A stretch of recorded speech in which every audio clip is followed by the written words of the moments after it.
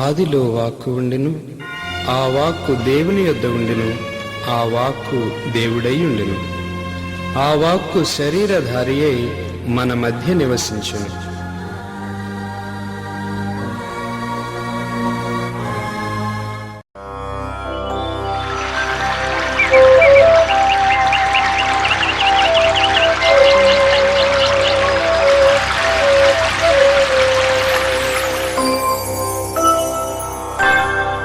దైవ ఉనికిని చాటు నిబంధన మందసమా, దైవ వరములనిచ్చు దీవెన పాత్రమా, సకల వర ప్రసాదములనిచ్చు పరిశుద్ధాత్మమా,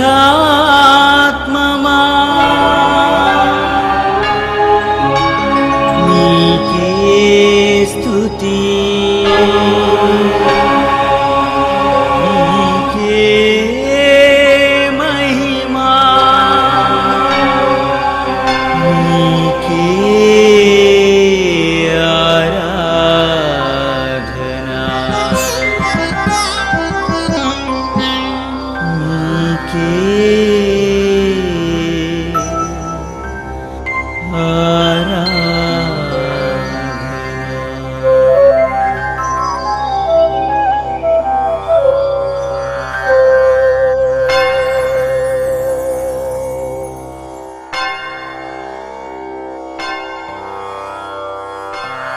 నిబంధన మందసమును ఈ ఆధ్యాత్మిక కార్యక్రమాన్ని వీక్షిస్తున్న మీ అందరికీ శుభాభివందనాలు. త్రియేక దేవుని శుభాశిస్సులు. ప్రభుని యందు ప్రియులకు సహోదరి సహోదరులారా, చేసిన తప్పు ఎక్కడుందో తెలియక యెహోషువ ఇజ్రాయేలు ప్రజల పెద్దలందరూ కలిసి దివ్య మందస్సము ఎదుట సాగిలపడి దినమంతా ప్రాయచిత్తం చేశారు. ఆకాను అనేటటువంటి అతను చేసిన తప్పిదానికి పరిహారము చేసిన తదుపరి మరలా హాయి అనే నగరమును రాజనీతితో స్వాధీనము చేసుకున్న విధానాన్ని మనం ధ్యానం చేసుకున్నాం. అలా జయించిన తదుపరి జరిగిన సంఘటనను ఈనాడు మనం ధ్యానం చేద్దాము. యెహోషువ గ్రంథము 8వ అధ్యాయము 34వ వచనాన్ని మనము ఆలకిద్దాం. ఆ ధర్మశాస్త్ర వాక్యములన్నింటినీ అనగా దాని దీవెన వచనమును దాని శాప వచనమును చదివి వినిపించెను. స్త్రీలను పిల్లలను వారి మధ్య నుండి పరదేశులను వినుచుండగా యెహోషువ సర్వ సమాజము ఎదుట మోషే ఆజ్ఞాపించిన వాటినన్నింటిలో చదవక విడిచిన మాట ఒక్కటియూ లేదు. ప్రార్థించుకుందాం. కృపా సత్య సంపూర్ణులైన మా దేవ, మీరు ఇచ్చినటువంటి ఆ చట్టమును ధర్మశాస్త్రమును యెహోషువ మొట్టమొదటిసారిగా ప్రజలందరికీ చదివి వినిపించాడు. మీ సేవకుడైన మోయిజు ప్రవక్త ద్వారా సినాయి పర్వతముపై మీరిచ్చినటువంటి ఆ ధర్మశాస్త్ర ప్రతులను రాళ్లపై వ్రాయించి అందరికీ అందుబాటులో ఉండేటటువంటి విధముగా వాటిని ఏర్పాటు చేశాడు మీ సేవకుడైన యెహోషువ. ప్రభువా, ఈ రోజున ధర్మశాస్త్రము గురించి ధ్యానము చేసుకునే మేము సరైన విధముగా మీ యొక్క చట్టం యొక్క విశిష్టతను తెలుసుకునేలా చేయమని మా నాథుడైన యేసయ్య పవిత్ర నామమున వేడుచున్నాను తండ్రి. ఆమేన్. బహుశా ప్రపంచంలో ప్రథమముగా వ్రాయబడినటువంటి చట్టము ఏదైనా ఉంది అంటే అది యూదుల యొక్క చట్టము మాత్రమే. ఈ యూదుల యొక్క చట్టానికి ముందు అనేక రకాలైన చట్టాలు ఉన్నాయి. ఆ చట్టాలన్నీ కూడా రాజు ఏది తలిస్తే అదే చట్టము. అందుకే మనకు ఒక నానుడు ఉంది కదా, రాజు తలచుకుంటే దెబ్బలకు కొదువ అన్నట్లు, రాజు ఏది తలస్తే, రాజు ఏది ఆజ్ఞాపిస్తే, రాజు ఏది పలికితే అదే వారికి చట్టముగా ఉండిపోయింది. ఇజ్రాయేలు ప్రజలందరినీ తన యొక్క శక్తి ప్రభావము చేత దేవాది దేవుడు సినాయి పర్వతం దగ్గరికి తీసుకురావటము, మోయిజు ప్రవక్త ద్వారా చట్టాన్ని ఇవ్వటము జరిగింది. ఆ చట్టాన్ని ఆనాడు ప్రజలకు తెలియజేసిన మోషే ప్రవక్త, ఆ చట్టము ప్రకారము మీరు జీవిస్తే ఒక వాగ్దానాన్ని వారికి ఆ చట్టము ద్వారా దేవునికి ప్రజలకు మధ్య ఏర్పాటు చేయటం జరిగింది. కానీ కాలక్రమేణా ఆ చట్టము ఆనాటి నుండి కూడా మనిషికి నుండి మనిషికి, మనిషి నుండి మనిషికి చెప్పుకుంటూ వచ్చిందే కానీ ఒక్కసారి కూడా అందరూ వినేటట్లుగా ఆ చట్టాన్ని బహిరంగంగా చదవటం అన్నది జరగలేదు. ప్రప్రథమముగా యెహోషువ హాయి అనే నగరమును జయించిన తదుపరి అక్కడ ఒక పీఠమును ఏర్పాటు చేసి ఆ సమీపమున ఉన్న రాళ్లపై ఆ యొక్క చట్టాన్ని చెక్కించి ప్రజలకు అందుబాటులోకి తీసుకొచ్చాడు. అలా అందుబాటులోకి తీసుకురాబడిన చట్టాన్ని అందరూ వినుచుండగా చదివి వినిపించాడు. ఎంత గొప్ప విషయం అంటే, ఏ రాజు చేయని విధముగా ఇజ్రాయేలు ప్రజలు ఆనాడు చేశారు. ఒక విధంగా చెప్పాలి అంటే అది ఒక ప్రజాస్వామ్యం లాంటిది. ఆ చట్టానికి ఎవరు కూడా చుట్టాలుగా ఉండేటటువంటి అర్హత లేదు. ఆ చట్టమును ఎవరు అతిక్రమించిన నేరాన్ని బట్టి ఆ అతిక్రమించిన వ్యక్తికి ఖచ్చితంగా శిక్ష పడేది. అతడు రాజు కావచ్చు, లేకపోతే ప్రవక్త కావచ్చు, లేక మరొకరు కావచ్చు, ఎవరైనా సరే ఆ చట్టానికి లొంగి ముందుకు సాగాలే. కానీ ఆ చట్టాన్ని కనుక అతిక్రమించినటువంటి ఏ వ్యక్తి అయినా ఆ చట్టంలో ఏర్పాటు చేయబడిన విధి విధానాల బట్టి శిక్షకు పాత్రుడవుతాడు. అందుకే ఆ చట్టము దైవ చట్టము.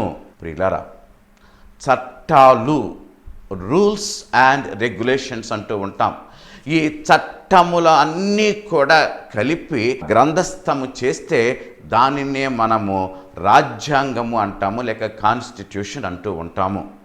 ఉదాహరణకి మనము నిర్మించుకున్న మన రాజ్యాంగంలో ఉన్నటువంటి విధి విధానాల బట్టి ప్రతి ఒక్కరూ కూడా ఆ చట్టం ప్రకారం జీవించడానికి ప్రయత్నం చేయాలి.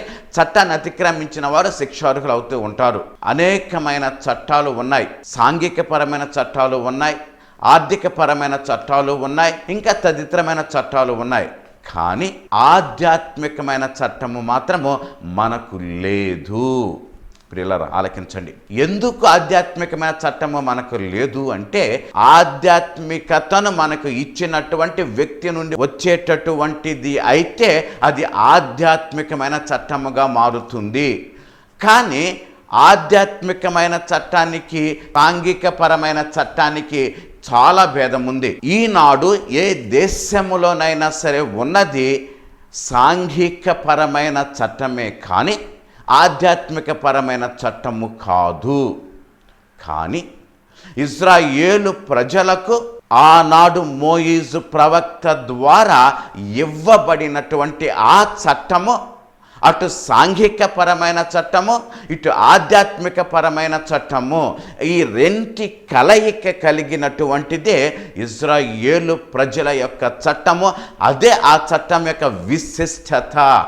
ఎందుకు అంటే ఆ చట్టాన్ని ఇచ్చినటువంటిది దేవదేవుడు కాబట్టి, ఆ దేవదేవుని సాన్నిధ్యములో నుండి, ఆ దేవదేవుని యొక్క మనస్సు నుండి, మది నుండి ఏర్పాటు చేయబడినటువంటి చట్టము కాబట్టి, ఆ యొక్క దేవదేవుడే ప్రపంచానికి అంతటికి అధిపతి కాబట్టి, ఆ అధిపతి ఏర్పాటు చేయబడినటువంటి ఈ యొక్క ప్రపంచాన్ని నడిపించటానికి, నడవటానికి ఏర్పాటు చేయబడినటువంటి చట్టమే యూదుల యొక్క చట్టము. అది దాని విశిష్టత అండి. ఈ ధర్మశాస్త్రము మోయిజు ప్రవక్త ద్వారా ఇవ్వబడిన, యెహోషువ ద్వారా ప్రకటించబడిన ఆనాటి నుంచి నేటి వరకు కూడా అది వారి మనస్సులో, మదిలో ఒక నిబంధనగా ఏర్పాటు చేయబడి ముందుకు సాగుతూనే ఉంది. ఈ చట్టం యొక్క విధి విధానాలు కొద్దిగా తెలుసుకోవటానికి మనం ప్రయత్నం చేద్దాం. వాస్తవానికి చాలామంది అనుకుంటూ ఉంటాము ప్రభు ఇచ్చినటువంటి 10 ఆజ్ఞలే చట్టము అని. కాదండి, 10 ఆజ్ఞలకు మించినవి చాలా ఉన్నాయి. ఈ 10 ఆజ్ఞలను అతిక్రమించటము ద్వారా వారు చేసిన నేరాలకు ఎటువంటి శిక్ష వేయాలి, ఈ 10 ఆజ్ఞలు అతిక్రమించటము ద్వారా వారు చేసినటువంటి నేరాలకు ఎటువంటి ప్రాయచిత్తం చేయాలి అన్న విషయాలు ఇంకా చాలా చాలా కూడా క్రోడీకరించబడి చట్టంలో ఉన్నాయి. అందుకే యూదా మత ఆచారము ప్రకారము దాదాపు 613 చట్టాలు ఉన్నాయి. ఈ 613 చట్టాలను ఆనాటి నుంచి ఈనాటి వరకు యూదులు, క్రైస్తవులు కాని వారు పాటించుతూనే ఉన్నారు. ఈ చట్టాలలో ప్రముఖముగా మనము చెప్పుకోవలసినవి ఏమిటి అంటే, మొదటిది 10 ఆజ్ఞలు. ఆ 10 ఆజ్ఞలను అతిక్రమించటము ద్వారా ఏ శిక్షలు ఏర్పాటు చేయబడ్డాయో ప్రతిదీ ఒక సామాన్యమైన వ్యక్తి నుండి యాజకుడు, ప్రధాన యాజకుడు కూడా ఏ విధముగా పాటించాలో, అతిక్రమిస్తే వారు ఎటువంటి శిక్షకు లోనవుతారో అన్నవి విపులీకరించబడ్డాయి. అందుకే ఈ చట్టము, ద రిటన్ లా, దేవుని చేత ఇవ్వబడినటువంటి ఈ చట్టము ఆనాటి నుండి ఈనాటి వరకు అతి ప్రాముఖ్యమైనటువంటిది. దీనిని ఆధారము చేసుకునే ఈనాడు అనేక మంది తమ చట్టాలను ఏర్పాటు చేసుకున్నారు అన్నది వాస్తవం. ప్రియులారా, ఈ చట్టం గురించి గ్రంథమందు ఏమి వివరించబడిందో ఒకసారి మనం ఆలకిద్దాం. ద్వితీయోపదేశ కాండము 31వ అధ్యాయము 9వ వచనం ఆలకించండి. మోషే ఈ ధర్మశాస్త్రమును వ్రాసి యెహోవా నిబంధన మందసమును మోయు యాజకులైన లేవీలకును ఇశ్రాయేలీయుల పెద్దలందరికీ దానిని అప్పగించి వారితో ఇట్లనెను, ప్రతి 7వ సంవత్సరమున అనగా నియమించబడిన గడువు సంవత్సరమున నీ దేవుడైన యెహోవా ఏర్పరచుకున్న స్థలమందు ఇశ్రాయేలీయుల అందరి సన్నిధికి కనబడు పర్ణశాలల పండుగను ఆచరించినప్పుడు ఇశ్రాయేలీయులందరి ఎదుట ఈ ధర్మశాస్త్రమును ప్రకటించి వారికి వినిపించవలెను. ప్రతి 7వ సంవత్సరపు చివరి భాగాన పర్ణశాల పండుగలు చేసుకునే సందర్భమున ఈ యొక్క చట్టాన్ని ప్రజలందరికీ కూడా ఖచ్చితంగా వివరించమని ఆనాడు మోషే ప్రవక్త దేవుని నుండి గ్రహించి స్వీకరించి వ్రాసిన ఆ చట్టాన్ని లేవీలకు ఇవ్వటం జరిగింది. మరొక చిన్న విషయాన్ని కూడా మనము గ్రంథం నుండి చూద్దాము. మోషే యెహోవా నిబంధన మందసము మోయు లేవీలను చూచి ఆజ్ఞాపించినదేమనగా, మీరు ఈ ధర్మశాస్త్ర గ్రంథమును తీసుకొని మీ దేవుడైన యెహోవా నిబంధన మందసము ప్రక్కన ఉంచుడు. ప్రియులారా, మీ దేవుడైన యెహోవా నిబంధన మందసము ప్రక్కన ఉంచండి. నిబంధన మందసము అనేటటువంటిది దేవుడి యొక్క ఉనికిని ప్రజలకు గుర్తు చేస్తూ ఉంటుంది. ఆ నిబంధన మందసములో ఏది కూడా ఉండటానికి వీలు లేదు. దేవుడిచ్చినటువంటి 10 ఆజ్ఞల పలకలను మాత్రమే నిబంధన మందసంలో ఉంచేవారు. తద్వారా చట్టము అనేటటువంటిది లేక ధర్మశాస్త్రము అనేటటువంటిది ఆ ప్రజలకు ఎంత ప్రాముఖ్యమైనదో మనకు అర్థమవుతుంది. చట్టం యొక్క ప్రాముఖ్యతను 119వ కీర్తన 97వ వచనం నుండి 104వ వచనం వరకు మనము గమనించినట్లయితే చాలా స్పష్టంగా వ్యక్తీకరించబడింది. నీ ధర్మశాస్త్రము నాకెంతో ప్రియముగా ఉన్నది, దినమెల్లా నేను దానిని ధ్యానించుచున్నాను. నీ ఆజ్ఞలు నిత్యము నాకు తోడుగా ఉన్నవి, నా శత్రువులను మించిన జ్ఞానం అవి నాకు కలుగ చేయుచున్నవి. నీ శాసనములను నేను ధ్యానించుచున్నాను, కావున నా బోధకులందరికంటే నాకు విశేష జ్ఞానము కలదు. 97వ వచనం నుంచి 104వ వచనం వరకు చట్టము యొక్క విశిష్టత, ఈ చట్టాన్ని ఆచరించే వారికి, చట్టాన్ని ధ్యానించే వారికి ఏమి కలుగ చేస్తుంది అన్నది చాలా స్పష్టముగా ఈ యొక్క గ్రంథమందు మనకు విశదీకరించబడింది. దైవ చట్టము అంటే ఏంటి అని ఒక్కసారి మనం ఆలోచిస్తే, దైవ చట్టము అంటే nothing but the mind of God. ఈ యొక్క చట్టము అనేది ఏదో కాదు, దేవుని యొక్క మనస్సే. సర్వ సృష్టికర్త అయినటువంటి ఆ దేవాది దేవుడు తన మదిలో నుండి ఏర్పడినటువంటి ఈ సృష్టి మరింత విశిష్టముగా శాంతియుతంగా ముందుకు సాగటానికి ఆయనగా ఏర్పాటు చేసి ఆయన ఎన్నుకున్న ప్రజల ద్వారా లోకానికి ఇచ్చినటువంటిదే ఈ యొక్క చట్టము. ఇదే ధర్మశాస్త్రము. అందుకే ఈ మాటను మనం చాలా స్పష్టంగా వాడుతూ ఉన్నాము. ధర్మశాస్త్రము, ధర్మాన్ని మనకిచ్చేటటువంటి శాస్త్రము. చట్టము అనే దానికంటే ధర్మశాస్త్రము అని గనక మనము చెప్పగలిగితే ఈ యొక్క పద ప్రయోగము ధర్మశాస్త్రం అన్నది దేవుని యొక్క ధర్మాన్ని ఈ లోకంలో పాటింప చెయ్యటానికి, ఈ లోకమంతా కూడా దేవుని యొక్క ధర్మానుసారము నడవటానికి ఉపయోగపడేదే ఆయన ఇచ్చినటువంటి ఆ చట్టము. ఒక మనిషిని ఎన్నుకున్నాడు, అబ్రహాముని. ఆ మనిషి ద్వారా ఒక జాతిని ఏర్పాటు చేశాడు. ఆ జాతి ద్వారా లోకానికి తన దీవెననిచ్చాడు. ఖచ్చితముగా ఏ సమయములోనైతే వారికి చట్టాన్ని ఇవ్వాలో ఆ సమయములో ఆయన వారికి చట్టాన్ని ఇచ్చాడండి. ఎందుకంటే ఆ చట్టము ఆనాడు వాగ్దాన భూమికి ప్రయాణమై వస్తూ ఉన్న ఆ ప్రజలకు ఇవ్వటములో పరమార్థము ఏంటి అంటే, ఇశ్రాయేలు ప్రజలందరూ కూడా వలస వెళ్ళేవాళ్ళండి. అంటే సంచార జీవులు. ఎక్కడ మేత ఉంటే, ఎక్కడ పచ్చగా ఉంటే అక్కడికి గొర్రెలు తోలుకుపోయి అలా ఒక ప్రదేశము కాకుండా ప్రదేశాలన్నీ తిరిగేటటువంటి ఒక జాతి అండి. మరి అటువంటి వారిని ఒక స్థిరమైన జీవితానికి ఆయన ఏర్పాటు చేశాడు. అది ఐగుప్తు. ఈ ఐగుప్తు దేశము ఆనాటి స్థితిగతుల ప్రకారం అయితే చాలా గొప్ప సంస్కృతి కలిగినటువంటి దేశం. అది ఎంత గొప్ప దేశం అంటే, ఈనాడు మనం ఆచరించుతున్నటువంటి విధి విధానాలు ఆనాడే ఐగుప్తీయులు ఆచరించారు. ఉదాహరణ తీసుకుంటే ఇటుకలు తయారు చేయటం, పెద్ద పెద్ద భవనాలు నిర్మించటం, పిరమిడ్స్, అవన్నీ అప్పటి నుంచి వచ్చాయండి. మరి ఆ జ్ఞానము కలిగిన ప్రజల మధ్యకు ఇజ్రాయేలు ప్రజలను పంపించి అక్కడ వారికి నేర్పవలసినది నేర్పి అక్కడి నుండి బయటకు తీసుకొచ్చి సినాయి పర్వతము మీద తన చట్టాన్ని వారికి ఇచ్చి ఆ చట్టము ద్వారా వీరిని ఒక జాతిని చేసి ఆ జాతి ద్వారా నేడు ప్రపంచమంతా కూడా దీవించబడేలా చేశాడండి. ఇది ప్రభు యొక్క ప్రణాళిక. అంతేకాని ప్రభు ఏ పని కూడా అవుట్ ఆఫ్ టైం అన్నది చెయ్యరండి. ఆయన ప్రణాళిక ప్రకారమే వాళ్ళు బానిసలుగా వెళ్ళారు, బానిస బ్రతుకు బ్రతికారు. ఆయన ప్రణాళిక ప్రకారమే సినాయి పర్వతం దగ్గరకు వచ్చారు. ఆయన ప్రణాళిక ప్రకారమే 40 సంవత్సరాలు ఎడారిలో ప్రయాణం చేశారు. ఆయన ప్రణాళిక ప్రకారమే పాలస్తీనా దేశాన్ని వారు స్వాధీనము చేసుకున్నారు.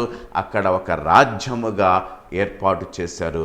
ఆయన వాగ్దానము ప్రకారము, ప్రణాళిక ప్రకారము యేసయ్య ఆ యొక్క జాతిలో జన్మింపచేశాడు. అందుకే యేసు ప్రభు వచ్చిన తదుపరి అప్పటి వరకు ఇవ్వబడినటువంటి చట్టాలకు ఆయన పరిపూర్ణత్వాన్ని తీసుకొస్తున్నాడు. ఇక్కడ ప్రియులారా, మనకు చాలా మట్టుకు అనుమానం వస్తూ ఉంటుంది, యూదులకు మాత్రం ఈ చట్టం ఇవ్వబడింది కదా, మరి అటువంటప్పుడు చట్టము లేని అనేక మంది మరి బ్రతకటము లేదా? వారు కూడా బాగానే బ్రతుకుతున్నారు కదా. ఈనాడు కూడా అనేక దేశాలు, క్రైస్తవత్వము లేని దేశాలు చట్టాల ప్రకారం బ్రతుకుతున్నాయి కదా. అంటే ఇదే చట్టం గురించి పౌలు గారు ఏమంటున్నారంటే, రోమీలకు వ్రాసిన లేఖ 7వ అధ్యాయము 12వ వచనాన్ని నేను చదివి వినిపిస్తాను, ఆలకించండి. కాబట్టి ధర్మశాస్త్రము పరిశుద్ధమైనది, ఆజ్ఞ కూడా పరిశుద్ధమైనది, నీతి గలదియు ఉత్తమమైనది అయి ఉన్నది.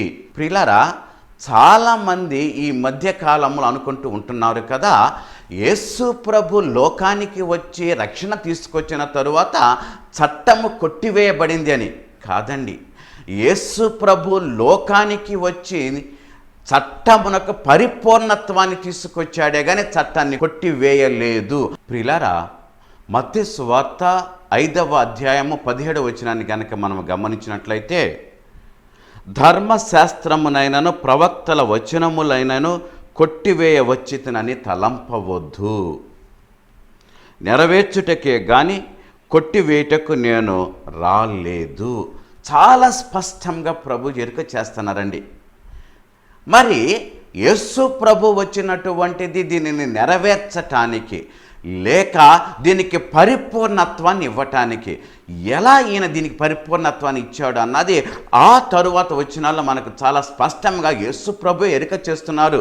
21వ వచనాన్ని గనక మనము గమనించినట్లయితే, నరహత్య చేయవద్దు, నరహత్య చేయువాడు విమర్శకు లోనగునని పూర్వీకులతో చెప్పబడిన మాట మీరు విని ఉన్నారు. నేను మీతో చెప్పునదేమనా, తన సహోదరుని మీద కోపపడు ప్రతివాడు విమర్శకు లోనగును.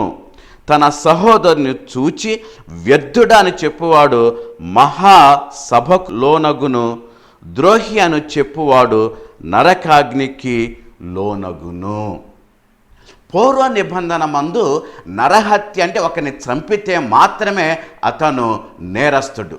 కానీ యేసు ప్రభు దానికి ఎంత పరిపూర్ణత్వాన్ని ఇస్తున్నారు అంటే, ఒకరిని చంపటము వలనే నువ్వు నేరస్తుడు కావటము లేదు. ఒకని మీద నీవు కోపము కలిగి ఉన్నా, ఒకని యొక్క వినాశనాన్ని నీవు కోరినా, ఒకని యొక్క జీవితాన్ని నువ్వు చెడగొట్టాలని తలంచినా నీవు నరహత్య చేసిన వారితో సమానము. అంటే యేసు ప్రభు ఈ యొక్క చట్టానికి పరిపూర్ణత్వాన్ని ఇస్తున్నాడు. సమయం ఉంటే మీరు చదువుకోండి. 5వ అధ్యాయమందు యేసయ్య చట్టం యొక్క పరిపూర్ణత్వాన్ని చాలా స్పష్టంగా ఎరుక చేస్తున్నారు.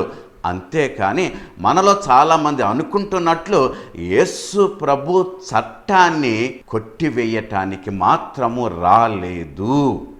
కానీ ప్రియులరా, చట్టము వేరు, ఆచారము వేరు. ఈ రెంటిని యొక్క విధానం మనకు తెలియాలి. ఆచారాలను చట్టాలు చేయవద్దు, చట్టాలను ఆచారాలు చేయవద్దు. మన సంస్కృతి ప్రకారము, మనము బ్రతికే జీవన విధానము ప్రకారము మనకు చాలా ఆచారాలు ఉన్నాయి. పెండ్లి అయినటువంటి స్త్రీ కాలికి మట్టెలు పెట్టుకోవటం అనేది ఆచారము, చట్టం కాదు. ధర్మశాస్త్రంలో ఎక్కడా వ్రాయబడలేదు. కాబట్టి ధర్మశాస్త్రము వేరు, ఆచారము వేరు. ఆచారాన్ని ఆచారంగా గ్రహించగలగాలి, ధర్మశాస్త్రాన్ని అంటే దైవ చట్టాన్ని దైవ చట్టంగా మనం గ్రహించగలగాలి. అలా గ్రహించకపోతే మనము తప్పుగా అర్థం చేసుకుంటాం. నలుగురికి చెప్పేటప్పుడు తప్పులనే మనము వారికి ప్రబోధిస్తూ ఉంటాం.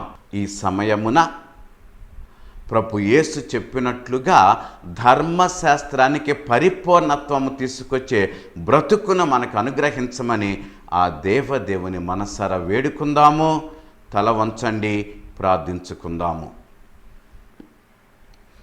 కృపా సత్య సంపూర్ణులైన మా దేవ, కాలము పరిపూర్ణమైనప్పుడు వాగ్దాన భూమికి మీరు ఎన్నుకున్న ప్రజలను నడిపించు సమయమున సినాయి పర్వతముపై మోయిజు ప్రవక్త ద్వారా మీ యొక్క మనస్సులో నుండి వెలువడిన చట్టమును మాకు అనుగ్రహించినందుకు మీకు వేలాది స్తోత్రాలు దేవా.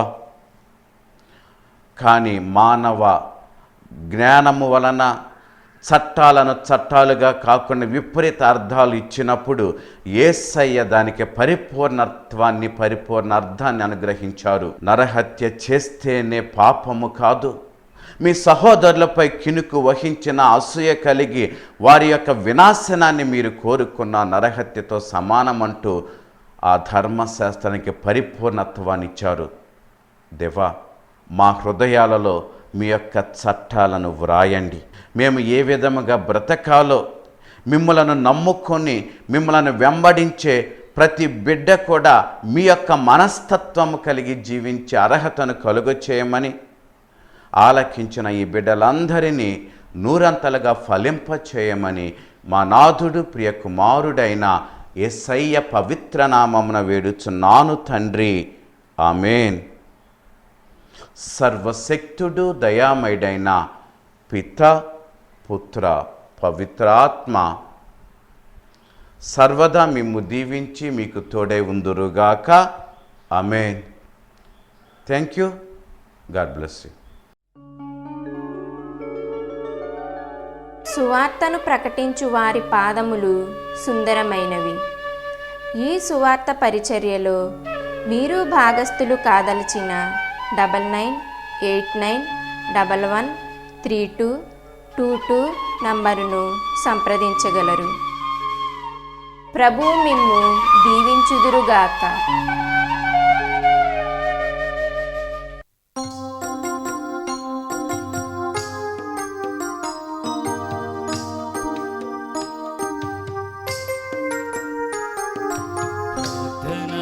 శక్తి నాకు కావాలయ్యా, నీ పరలోక అభిషేకం కావాలయ్యా. ప్రార్థనా శక్తి నాకు కావాలయ్యా, నీ పరలోక అభిషేకం కావాలయ్యా. యేసయ్యా కావాలయ్యా, నీ ఆత్మ అభిషేకం కావాలయ్యా. యేసయ్యా కావాలయ్యా, నీ ఆత్మ అభిషేకం కావాలయ్యా. ప్రార్థనా శక్తి నాకు కావాలయ్యా, నీ పరలోక అభిషేకం కావాలయ్యా. ప్రార్థనా శక్తి నాకు కావాలయ్యా, నీ పరలోక అభిషేకం కావాలయ్యా. ఏలియా ప్రార్థింపగ పొందిన శక్తి నేను ప్రార్థింపగ దయచేయుమా. ఏలియా ప్రార్థింపగ పొందిన శక్తి నేను ప్రార్థింపగ దయచేయుమా. ప్రార్థించి నిన్ను చేరు భాగ్యమీయుమా. ప్రార్థించి నిన్ను చేరు భాగ్యమీయుమా. నిరంతరం ప్రార్థించ కృపనీయుమా. నిరంతరం ప్రార్థించ కృపనీయుమా. ప్రార్థనా శక్తి నాకు కావాలయ్యా, నీ పరలోక అభిషేకం కావాలయ్యా.